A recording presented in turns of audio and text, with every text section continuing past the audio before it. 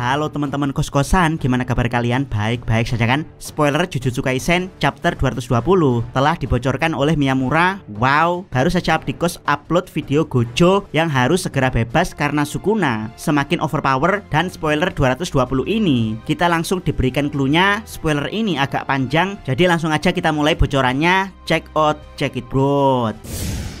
Spoiler 1, judul pengikatan diri, pemurnian diri, alam penjara Gojo disampul dan panel pemain menunjukkan 309 poin milik Geto Suguru. Yap, sesuai dugaan Abdikos, Kenjaku 100% pemain cooling game karena Tengen mengatakan sendiri kalau Kenjaku walaupun yang memicu cooling game, tapi dia tidak bisa menjadi game master. Bukan hanya itu, Kenjaku juga dibebani tugas berat setelah memicu cooling game, yaitu sumpah pengikat yang mengharuskan Kenjaku untuk menghentikannya. Dan disinilah terungkap kalau Kenjaku adalah player dengan nama Suguru Geto dan dia punya 309 poin. Kemungkinan 159 poin dari Sukuna dan 150 poin milik Kenjaku sendiri.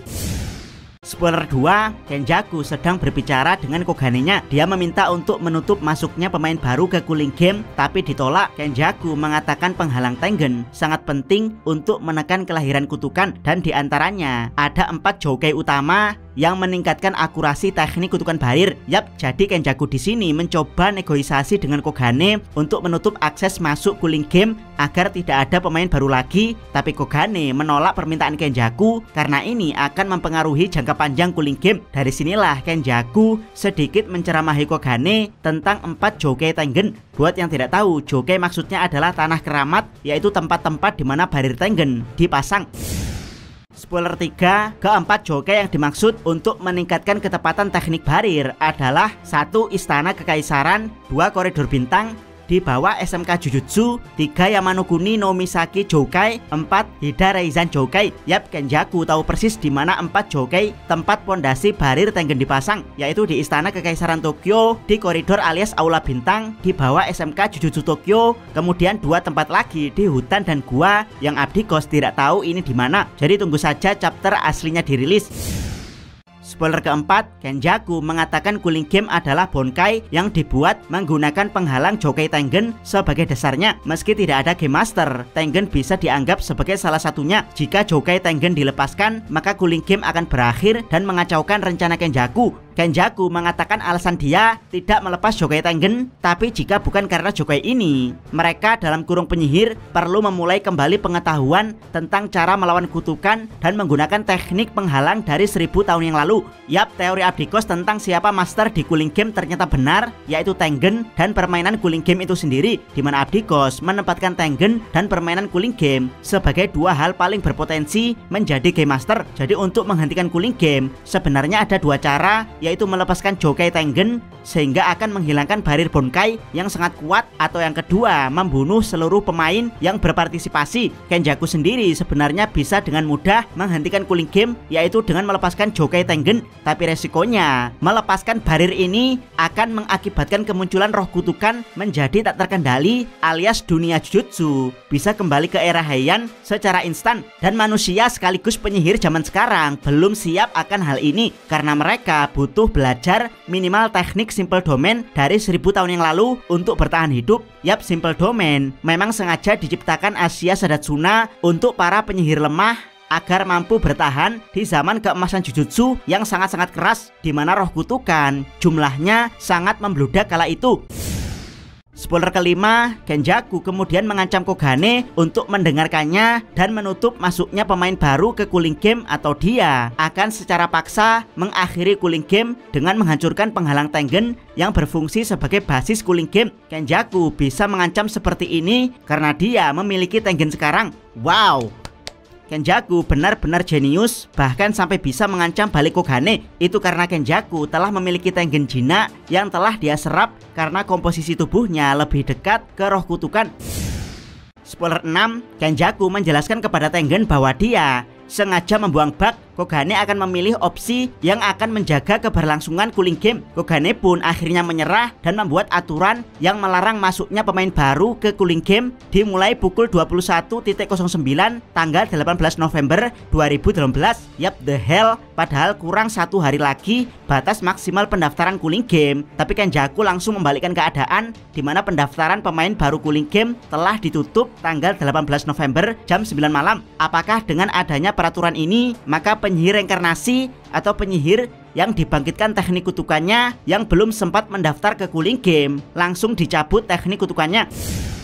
Spoiler 7, Kenjaku membuat Kogane menambahkan aturan lain. Dia mengatakan akhiri cooling game saat semua pemain kecuali Geto dan Megumi mati. Tengen bertanya mengapa Kenjaku tidak menghancurkan Jokai dan mengakhiri cooling game saja. Kenjaku menjawab bahwa dia membutuhkan penghalang Jokai itu untuk menggabungkan Tengen. Yap, jenius. Kenjaku benar-benar jenius. Di video bagaimana Kenjaku akan mengakhiri cooling game, Abdikos berteori kalau Kenjaku akan menambahkan peraturan yang membuat para pemain panik killing, yaitu situasi di mana para pemain harus buru-buru membunuh pemain lainnya. Dengan ditambahkannya peraturan pendaftaran pemain cooling game, hal ini akan membuat pemain yang dibunuh semakin sedikit dan ini bisa menjadikan panik killing. Selain itu, Kenjaku juga menambahkan peraturan bahwa cooling game akan berakhir jika semua pemain mati kecuali Geto dan Megumi alias Kenjaku dan Sukuna. Maka hal ini akan memuluskan rencana Kenjaku untuk menggabungkan Tengen dengan penduduk Jepang setelah cooling game berakhir.